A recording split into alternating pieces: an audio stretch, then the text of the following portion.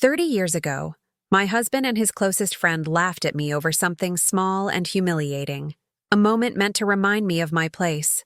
I stayed silent, carrying the shame alone, while they moved on believing they had won. What they never knew was that humiliation became fuel.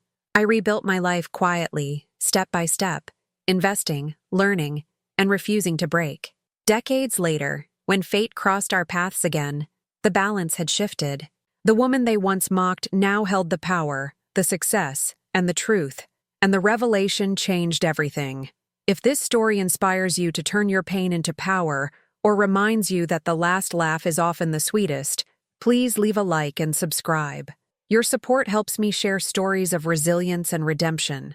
There's a particular kind of humiliation that burrows into your soul and never quite leaves. It's not the dramatic public kind that everyone witnesses and sympathizes with. It's the small, private kind.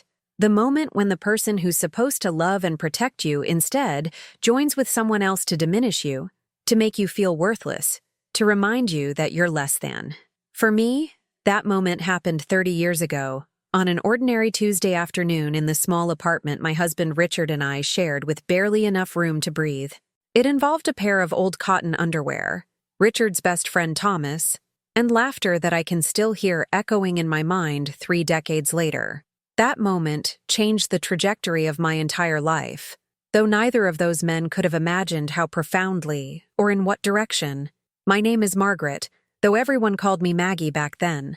I'm 62 years old now, but this story begins when I was 32, married for 7 years to Richard Coleman, living a life that was small in every way that mattered. We'd married young. I was 25. He was 27, both of us from working-class families in a mid-sized industrial town where opportunities were limited and expectations were even more so.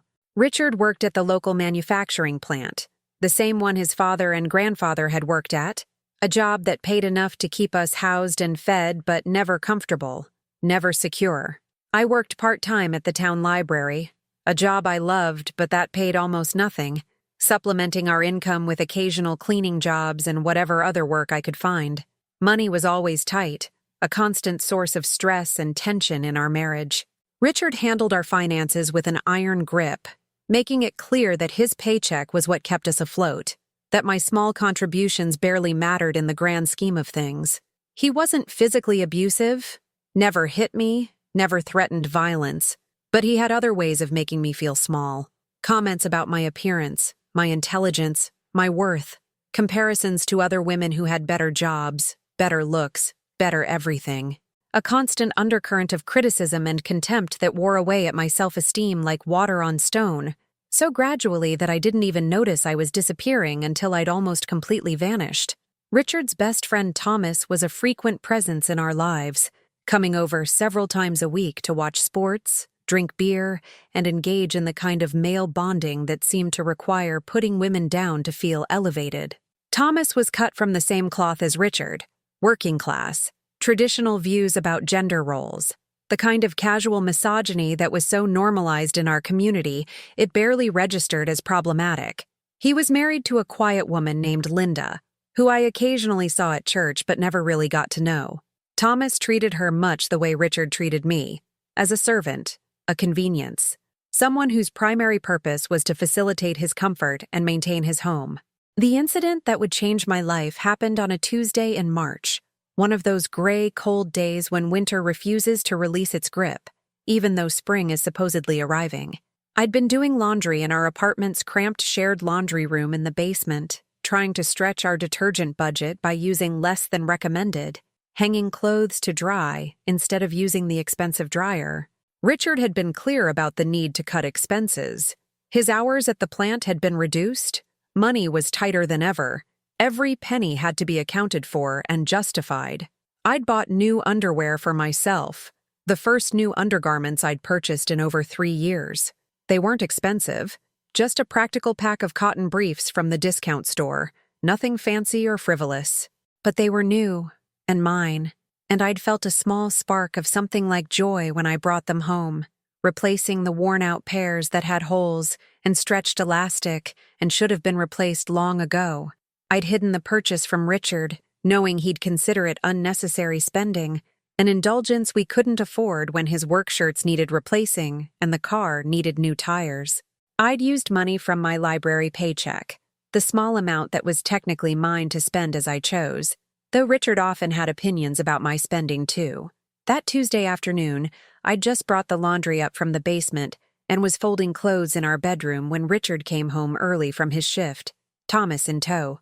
They'd stopped at a bar on the way home. I could smell the beer on them, hear the volume and looseness that indicated they'd had several drinks. They were in good moods, loud and joking, the kind of masculine energy that filled our small apartment and made me want to make myself invisible, to stay out of the way, to avoid drawing attention that might shift the mood. But I couldn't avoid them entirely. Richard came into the bedroom while I was folding laundry, Thomas following behind him, and Richard saw the new underwear sitting on the bed, still in the plastic packaging I hadn't yet removed. He picked up the package, looked at it, and his expression shifted from mild curiosity to something darker.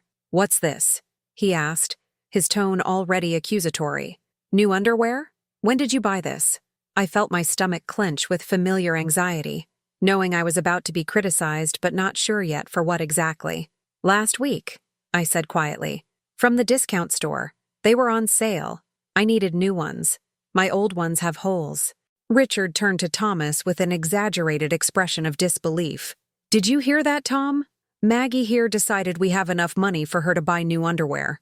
Never mind that I've been wearing the same work shirts for 5 years, or that the car is falling apart, or that we're behind on the electric bill. But Maggie needs new panties." He said the word panties with such contempt, such mockery, that I felt my face burning with shame. Thomas laughed, looking at me with something between amusement and pity. "Well, Richard, maybe she's trying to look good for someone. You know how women are, always worried about their appearance, even in places no one sees." What happened next is seared into my memory with perfect clarity. Richard opened the package of underwear, pulled out a pair, and held them up for Thomas to see. They were simple white cotton briefs, the kind millions of women wear every day, practical and modest and completely unremarkable. But the way Richard held them up, the way both men looked at them and then at me, made them feel obscene, shameful, evidence of some character flaw. "Look at these," Richard said, his voice dripping with disdain. "Granny panties. This is what my wife spends money on. Old lady underwear that looks like something my grandmother would wear. Not even trying to be attractive. Just basic, boring, unsexy granny panties." Thomas laughed harder, a sound that hit me like a physical blow. "Maybe that's all she needs, Richard. It's not like she's trying to impress anyone." Richard joined in the laughter, and the two of them stood there in my bedroom, holding up my underwear, mocking me for the crime of buying practical undergarments when we were short on money, for not being sexy enough, for existing in a body that apparently wasn't performing femininity to their standards.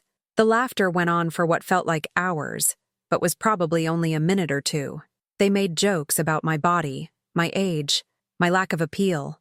They compared me unfavorably to other women, younger women, more attractive women, women who knew how to dress to please their husbands.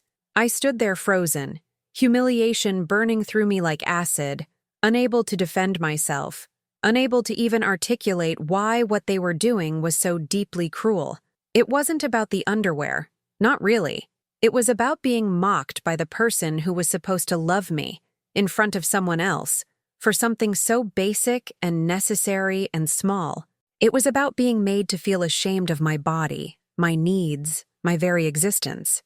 It was about the casual cruelty of men who had so little respect for women that even our undergarments were fair game for mockery.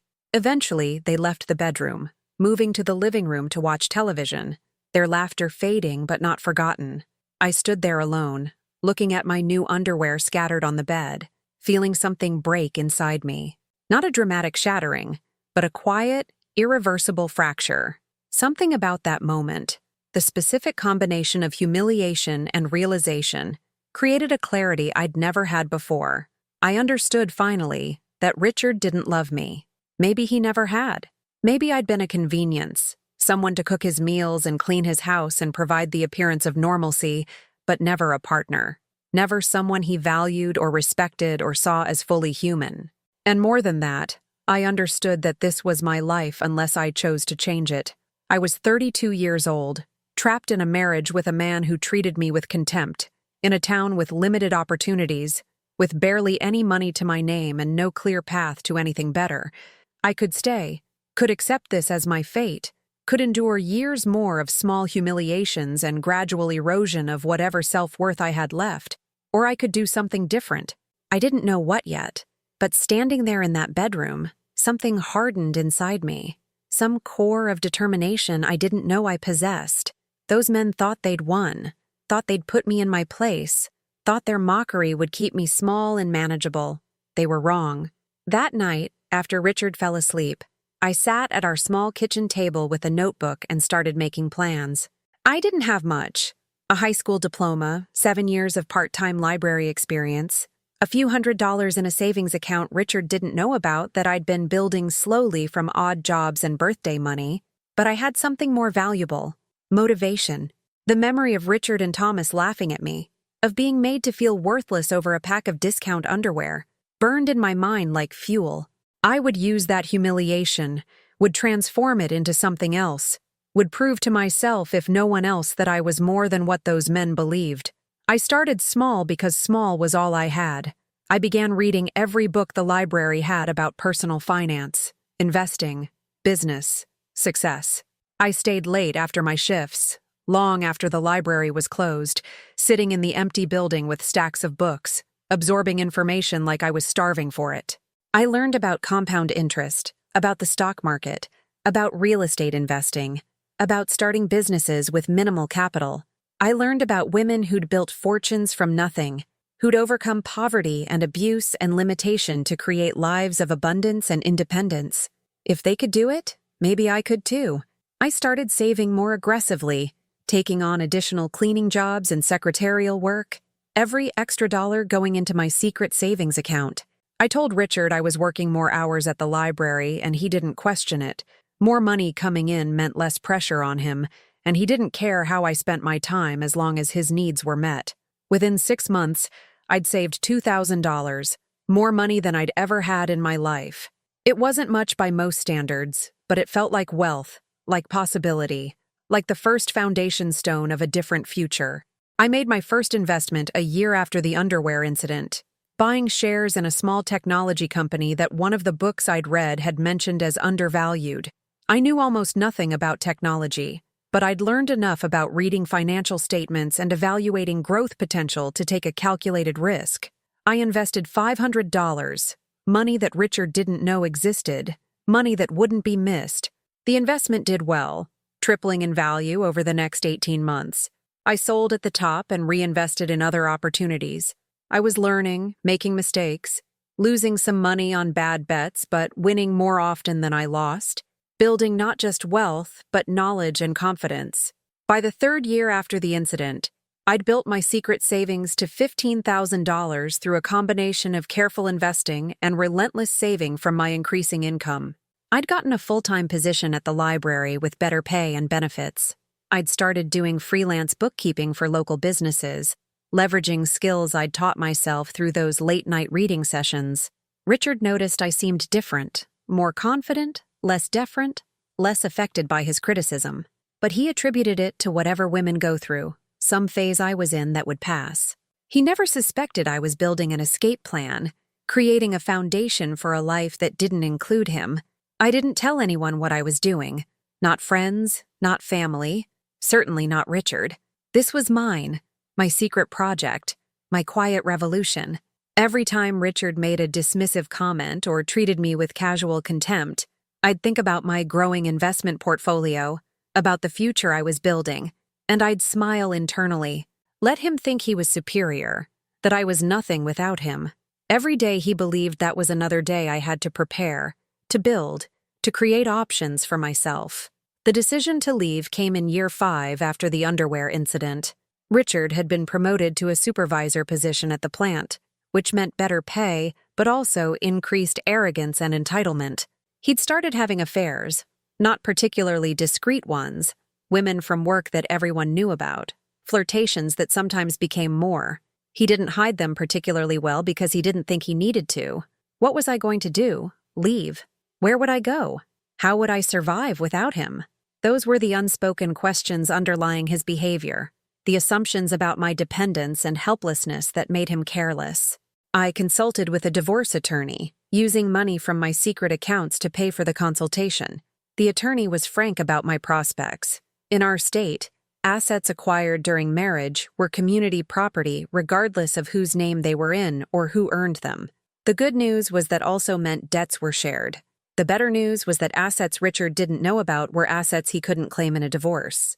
If I could keep my investments and savings hidden until the divorce was finalized, they'd be mine, free and clear. I filed for divorce on a Tuesday morning, exactly 5 years after the underwear incident, though I was the only one who knew the significance of the timing. Richard was shocked, then angry, then incredulous. He genuinely couldn't understand why I was leaving. Sure, he wasn't perfect, but he provided for me, didn't he? He hadn't hit me. He let me work. What more did I want? When I cited emotional abuse and infidelity in the divorce papers, he called me dramatic and oversensitive, said I was destroying our marriage over nothing, over my inability to take a joke or handle normal marital dynamics. The divorce took 8 months to finalize. Richard fought me on everything, not because he wanted to stay married, but because he couldn't stand the idea of me having any independence or resources. He tried to claim I owed him for years of supporting me, that my part-time earnings during our marriage had been negligible compared to his income, that I should leave the marriage with minimal assets. But I had a good attorney, documentation of emotional abuse, proof of his infidelity, and most importantly, separate accounts he knew nothing about with over $40,000 in them. Money I'd earned and invested entirely on my own during the years he'd been treating me with contempt. The final divorce settlement gave me very little from our joint assets. Richard kept the car, the furniture, most of the savings we'd accumulated together. I walked away with my clothes, my books, a few $1,000s, and my dignity. What Richard didn't know was that I was also walking away with $40,000 in secret investments, a growing freelance bookkeeping business with steady clients, and skills I'd spent 5 years developing. He thought he'd won. He'd gotten almost everything, and I'd gotten almost nothing. He and Thomas probably laughed about it over beers, about how I'd tried to leave but ended up with barely anything, about how I'd have to crawl back or struggle in poverty, about how I'd learned my lesson about challenging a man's authority in his own home. They were wrong, of course. So completely, profoundly wrong, that their miscalculation still amazes me even 30 years later. I moved to a larger city 3 hours away, a place with more opportunities and anonymity, where no one knew my history or had assumptions about my capabilities. I rented a small studio apartment, continued building my freelance business, and kept investing aggressively. I was free from Richard's contempt and control, free to work as much as I wanted, free to keep every dollar I earned and invest it as I chose. Without the weight of his disdain and my own internalized sense of worthlessness, I flourished. The first decade after my divorce was characterized by relentless work and strategic growth. I expanded my bookkeeping business, eventually hiring employees and taking on larger corporate clients. I made smart investments in real estate during market downturns, buying small properties that I renovated and rented out. I took business courses at the community college, then online classes from prestigious universities, never stopping my education, never becoming complacent. I lived frugally, reinvesting almost everything I earned, building wealth not through any single windfall, but through consistency, discipline, and the compound effect of smart decisions made repeatedly over years. I didn't date much in those early years. I was too focused on building my business and recovering from the emotional damage of my marriage to Richard. But I also found that I enjoyed being alone, enjoyed the quiet and autonomy, enjoyed making decisions without having to justify them to anyone or fear criticism for my choices. I built a life that was entirely mine, small but growing, modest but comfortable, independent and self-directed in ways I'd never experienced during my marriage. By year 10 after my divorce, my net worth had crossed $500,000, an accomplishment that would have seemed impossible to the woman standing in that bedroom being mocked over her underwear. I'd sold my bookkeeping business for a substantial profit and used the proceeds to invest in a commercial real estate partnership that was developing properties in emerging markets. I'd become sophisticated about investing, consulting with financial advisors, but ultimately making my own decisions, trusting the judgment and knowledge I'd spent years developing. I was 47 years old, financially secure, confident, and completely independent. I thought about Richard sometimes during those years, wondered how his life had turned out, whether he ever thought about me or regretted how he'd treated me. I heard through mutual acquaintances from my old town that he'd remarried quickly after our divorce, that he was still working at the plant, that his life had continued largely unchanged. I felt nothing when I heard this news. Not satisfaction at his apparent stagnation, not bitterness about the past, just a mild curiosity about someone I used to know who now felt like a stranger. The woman he'd mocked and diminished no longer existed.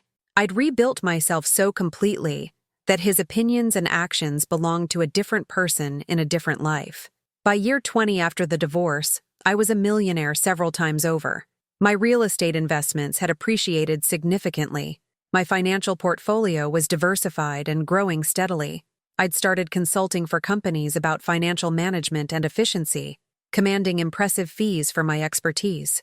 I'd bought a beautiful home in a good neighborhood, drove a luxury car, traveled internationally, lived a life of comfort and security that younger me couldn't have imagined. I'd also started mentoring women who were trying to escape abusive relationships or rebuild after divorce, teaching them about financial independence and self-sufficiency, sharing the knowledge I'd gained through my own journey. I never remarried. I had relationships over the years, some serious, some casual, all characterized by mutual respect and equality that I'd never experienced with Richard. But I never felt the need to formalize any of these partnerships through marriage. I'd built a life I loved as a single woman, and I wasn't willing to compromise that independence or risk falling back into patterns of subservience and diminishment. I was complete on my own, and any relationship had to enhance that completeness rather than threaten it. 25 years after my divorce, 30 years after the underwear incident that had catalyzed everything, I received an unexpected phone call. It was from a hospital in my old hometown, 3 hours away. Richard had been admitted after a heart attack. I was listed as his emergency contact, apparently never updated after our divorce. The hospital was calling to inform me and see if I could come. I was 62 years old, living a life so removed from that small town and that old identity that hearing Richard's name felt surreal, like a message from a past life. I told the hospital I was his ex-wife, that I hadn't seen him in 3 decades, that surely someone else should be his emergency contact. They explained that his second wife had divorced him 15 years earlier, that he had no other family in the area, that he'd apparently never updated his paperwork. I should have simply declined to get involved. This man wasn't my responsibility, hadn't been for 30 years, had treated me terribly during our marriage. But something made me curious. I wanted to see what had become of Richard, wanted to see if 30 years had changed him, wanted some closure on that chapter of my life perhaps. So I told the hospital I'd come, made arrangements to take a few days off, and drove to my old hometown for the first time in 3 decades. The town looked smaller than I remembered, more run down, like it had been slowly dying while I'd been thriving elsewhere. The manufacturing plant that had employed so many people, including Richard, had closed 15 years earlier when the company moved production overseas. The downtown area that had been modest but functional was now half-empty storefronts and struggling businesses. It was depressing to see, a physical manifestation of limited opportunities and diminished possibilities that had characterized this place even when I'd lived here. The hospital was the same building where I'd gone for occasional illnesses during my marriage, though updated with new equipment and signage. I checked in at the reception desk, giving my name and asking for Richard Coleman's room. The receptionist looked at me with evident curiosity, probably wondering who I was, why I was here for a man who apparently had no other visitors.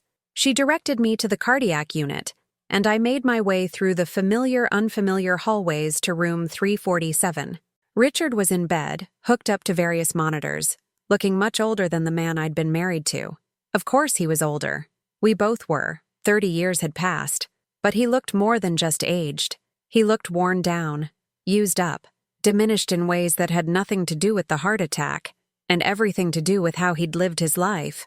His hair was gray and thinning, his face lined and jowly, His body thickened in the way of men who'd spent decades eating poorly and working physically demanding jobs. He was awake, staring at the television mounted on the wall, and didn't notice me at first when I entered. "Richard," I said quietly, and he turned, confusion evident on his face as he tried to place me. "It's Maggie, Margaret, your ex-wife." Recognition dawned slowly, followed by shock, then something that might have been embarrassment. "Maggie? Why are you here?" I pulled up a chair and sat down, suddenly feeling very calm, very clear, very much in control of this moment. "The hospital called me. I was still listed as your emergency contact. They said you had a heart attack." He nodded weakly, still staring at me like I was an apparition. "I can't believe you came. After everything. After all these years?" We sat in silence for a moment, the beeping of his monitors the only sound. Finally, I said, "I heard the plant closed. That must have been difficult." He laughed, a bitter sound. "Difficult? Yeah, you could say that. Lost my job, my pension mostly disappeared, spent 15 years trying to find something comparable and never did. Ended up working security at a shopping mall until my health wouldn't let me work anymore. Living on disability now, in a studio apartment, barely making rent." I listened without comment, processing this information. Richard had fallen as far as I'd risen, his life contracting while mine expanded, his options diminishing while mine multiplied. I felt something, not quite satisfaction, not quite pity, something more complex and harder to name. "What about Thomas?" I asked, surprising myself with the question. Richard's expression darkened. "Thomas. Haven't talked to him in 15 years. We had a falling out about money he owed me, though who knows if that was the real reason or just an excuse. Heard he died about 5 years ago. Liver disease from drinking too much. Linda moved away after that. No idea where." Another silence, longer this time. Richard seemed to be gathering courage to ask something. Finally, he said, "What about you, Maggie? How's life treated you?" This was the moment. The moment where I could tell him everything or nothing, could reveal the transformation or remain mysterious, could make him understand what he'd lost or simply walk away leaving him in ignorance. I considered my options for a long moment before deciding on honesty. Not for him, but for me. For closure. For the satisfaction of the woman who'd been humiliated in her own bedroom, finally being able to speak truth to power, even if that power was now diminished and hospitalized. "Life has treated me very well, Richard," I said evenly. "I moved to the city after our divorce, started a bookkeeping business that grew significantly, made smart investments over the years. I'm worth about $8 million now. I own multiple properties, have a diversified portfolio, live very comfortably. I've traveled the world, built a life I love, become financially independent in ways I never imagined when we were married." I watched the words land, watched Richard's face cycle through disbelief, shock, something that might have been anger or envy or regret. $8 million, he repeated slowly. "You're a millionaire? How is that possible? You barely made anything when we were married. You didn't know anything about business or investing." I smiled, a small, satisfied smile. "I learned. I spent years reading, educating myself, taking calculated risks, building wealth gradually through discipline and smart decisions. It turns out when you're not being constantly criticized and diminished, when you keep your own earnings and control your own choices, you can accomplish quite a lot." Richard was quiet for a long time, processing this information. Finally, he said quietly, "I treated you badly, didn't I? During our marriage, I wasn't a good husband." It was the closest thing to an apology I'd ever heard from him, though it was framed as a question rather than an acknowledgement. "Yes," I said simply. "You treated me badly. You criticized me constantly, made me feel worthless, mocked me in front of your friends, controlled our finances and made me feel guilty for basic expenses. You were emotionally abusive, Richard, though I didn't have that language for it at the time. I didn't know," he said weakly. "I didn't think. That's just how things were. How men talk to their wives. I didn't mean to hurt you." I leaned forward, making sure he was looking at me, really seeing me. "Whether you meant to or not, you did hurt me. Deeply. And one incident in particular, you probably don't even remember it, changed my entire life. He looked confused, so I continued. Do you remember that day you came home with Thomas, and you found the new underwear I'd bought? And you both mocked me for it, held them up and laughed, made jokes about my body and my age and my worth. I saw recognition flicker in his eyes, then embarrassment. That was 30 years ago, he said. I barely remember. It was just joking around. We were drunk. It didn't mean anything. I nodded slowly. To you, it meant nothing. Just another day, another opportunity to put me in my place, to remind me I was less than. But to me, that moment was a turning point. That was the day I realized my life would never improve unless I changed it myself. That was the day I started planning my escape, started educating myself, started saving and investing and building a future that didn't include you. So in a way, I should thank you. Your cruelty, your mockery, your absolute contempt for me. It was the motivation I needed to transform my entire life. Richard looked stricken, like he was seeing clearly for the first time the consequences of his actions, the path not taken if he'd just treated me with basic respect and kindness. I'm sorry, he said, and this time it sounded genuine, raw with regret. I'm so sorry, Maggie, for all of it. You deserved better. You deserved someone who saw your worth, who supported your dreams, who treated you like a partner instead of a servant. I was too stupid and arrogant to see what I had, and by the time I realized, it was too late. You were gone. I felt something shift in my chest, some knot of old pain loosening. I'd imagined this moment for years. Richard acknowledging how he'd treated me, expressing genuine remorse, recognizing what he'd lost. But now that it was happening, I found I didn't need it the way I'd thought I would. His apology, his regret, his acknowledgement, they were nice to hear, but they didn't change anything about my life or my worth. I'd moved beyond needing validation from him decades ago. Thank you for saying that, I said quietly. I accept your apology, but I want you to understand. I didn't become successful to prove you wrong or to get revenge. I did it for me, because I needed to prove to myself that I was more than what you told me I was, that I was capable and intelligent and worthy of a good life. Your opinion of me, then or now, doesn't define my worth. I define my worth. We talked for another hour, a strange conversation between two people who'd once been married but were now essentially strangers. Richard told me about his second marriage, which had ended after his infidelity, and financial problems became insurmountable. He told me about his children from that marriage, a daughter and son now in their 20s who he didn't see often, relationships damaged by his inability to be the father they needed. He told me about his health problems, the medications he couldn't always afford, the fear of aging alone and poor. I listened with compassion, not because I owed him anything, but because I'd become a person capable of compassion even for those who'd hurt me. I told him about my life in broader strokes, the business I'd built, the investments that had paid off, the traveling I'd done, the women I'd mentored. I didn't gloat or rub his nose in my success. That's not who I was anymore. But I also didn't downplay my accomplishments or make myself smaller to spare his feelings. I'd earned my success through hard work and perseverance and overcoming the damage he'd done to my self-esteem. I deserved to own it fully. As I was preparing to leave, Richard reached out and took my hand, a gesture that once would have made me recoil, but now just felt sad and final. I wish I could go back, he said quietly. I'd treat you so differently. I'd be the husband you deserved. I'd support your dreams instead of crushing them. I'd tell you you were capable and beautiful and smart instead of what I did. If I could go back, I'd change everything. I squeezed his hand gently. But you can't go back, Richard. None of us can. We can only learn from our mistakes and try to do better going forward. I hope you've learned something from how your life turned out, from seeing what happened to me after I left. I hope you've stopped treating women with contempt and cruelty. I hope you've found some peace with yourself. I released his hand and stood up. Take care of yourself. I hope your recovery goes well. Will you come back? He asked, his voice small and hopeful. To visit, I mean. It would be nice to stay in touch, maybe. To have someone who knew me before everything fell apart. I considered this carefully.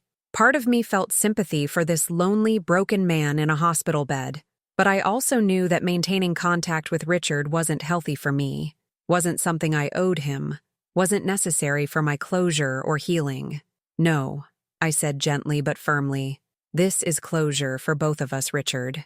A chance to say what needed to be said, to acknowledge the past, to forgive where forgiveness is possible. But our lives are separate now, have been for 30 years. I wish you well, but I don't want ongoing contact. He nodded, disappointment evident but not surprising. I understand.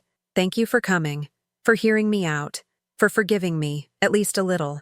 I'll never forget that you were kind enough to do that. I left the hospital with a strange mix of emotions: relief, satisfaction, sadness, gratitude. Relief that the confrontation I'd imagined for so many years had finally happened and been manageable. Satisfaction that Richard had seen what I'd become, understood what he'd lost, recognized his mistakes. Sadness for the life he'd lived, the opportunities he'd wasted, the relationships he'd damaged. Gratitude that I'd had the strength and determination to escape that life and build something better. Driving back to my city that evening, I thought about the woman I'd been 30 years ago, standing in that bedroom being humiliated over her underwear, feeling worthless and trapped and hopeless. I thought about the journey from there to here, the thousands of small decisions and actions that had accumulated into a completely transformed life. I thought about how Richard and Thomas's mockery, intended to diminish me, had instead ignited something inside me that burned steadily for 3 decades, fueling my transformation from victim to victor. I thought about the power of humiliation to either destroy or motivate, depending on how you choose to respond to it. Richard and Thomas had tried to use shame as a weapon to keep me in my place, to remind me of my worthlessness. Instead, I'd transformed that shame into determination, that pain into power.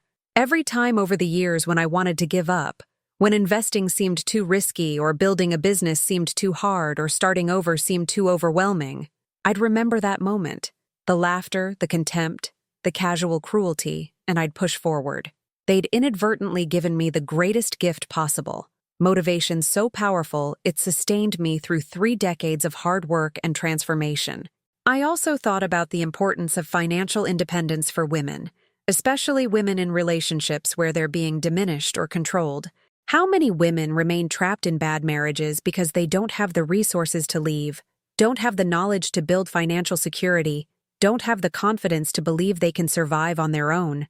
How many women are one crisis away from homelessness or poverty because all the assets are in their husband's name, all the earning power is his, all the financial decisions are his to make? Financial independence isn't just about money. It's about options, autonomy, the power to make choices based on what's best for you rather than being forced to accept mistreatment because you have no alternative. When I got home that night, I looked around my beautiful house, the home I'd bought with my own money, decorated to my own taste, maintained according to my own standards. I thought about my investment portfolio, my rental properties, my comfortable retirement accounts, all the tangible evidence of the life I'd built. But more valuable than any of that wealth was the intangible transformation, the confidence, the self-respect, the knowledge of my own capability, the certainty that I could survive and thrive regardless of circumstances. That was the real treasure, the lasting wealth that no market crash or financial loss could ever take away. I pulled out my phone and sent a text to the women's group I mentored, sharing a condensed version of what had happened: the hospital visit, the confrontation with my ex-husband, the closure I'd found. I encouraged them to remember that the best revenge is living well, that success born from pain is particularly sweet, that transformation is possible no matter how trapped or helpless you currently feel. Several women responded immediately, thanking me for sharing, telling me my story gave them hope, asking for advice on their own situations. This, I realized, was the final gift from that humiliating moment 30 years ago. The ability to help others, to shine a light on paths forward for women struggling in the darkness I'd once inhabited. A few days later, I received a phone call from the hospital. Richard had passed away unexpectedly from a second massive heart attack. They'd found my number in his phone and called to inform me. I felt a wave of sadness for a life that had been harder than it needed to be, for potential unrealized, for apologies that came too late to change anything meaningful. But I also felt a sense of completion, of a chapter truly closed, of a story that had finally reached its ending. I didn't attend Richard's funeral, but I sent flowers with a card that read simply, "May you find peace." It was all I had to offer. Not forgiveness exactly, but a letting go, a release of any remaining bitterness or attachment.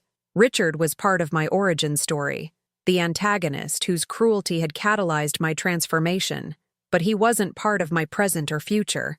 He belonged to the past, and I was finally completely ready to leave him there. That night, I did something I hadn't done in years.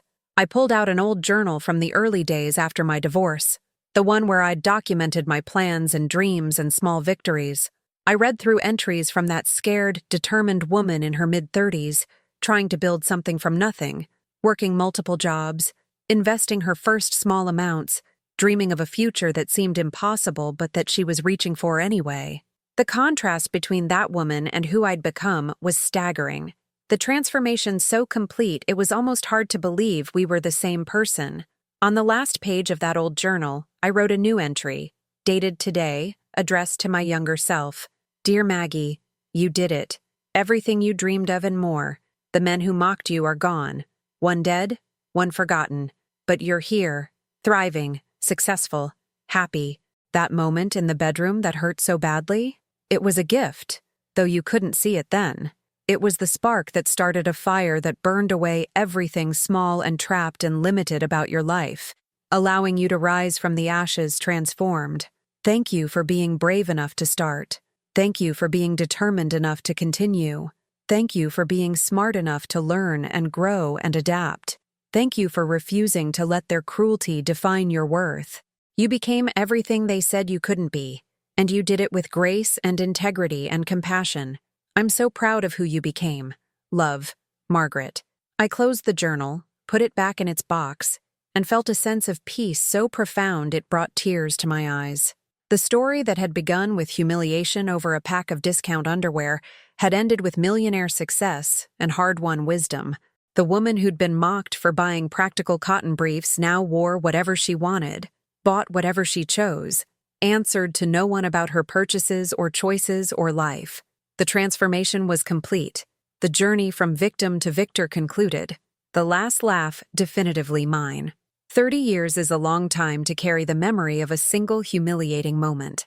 But it's also exactly the right amount of time to build an empire from ashes, to transform pain into power, to prove that the last word belongs not to those who mock, but to those who endure and overcome.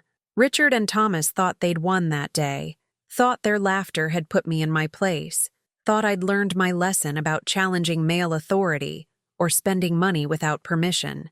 They were wrong about everything. The only lesson I learned was that I was capable of so much more than they could imagine, that their opinion of my worth was worthless, that success really is the best revenge. My name is Margaret. I'm 62 years old and worth $8 million.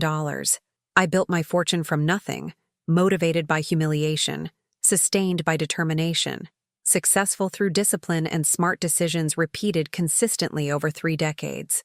I'm living proof that you can transform the worst moments of your life into fuel for your greatest achievements, that you can rise from degradation to dignity, that the women men dismiss and mock can achieve heights those men will never reach. This is my story, my triumph, my proof that the last laugh, the sweetest laugh, belongs to those who refuse to stay down, who transform pain into power, who become millionaires just to spite the men who said they never would. Thank you for reading my story. If it inspired you, gave you hope, or reminded you that resilience and determination can overcome even the deepest humiliation, please like, subscribe, and share. Your support helps me continue sharing stories of women who transformed their pain into power and their struggles into success.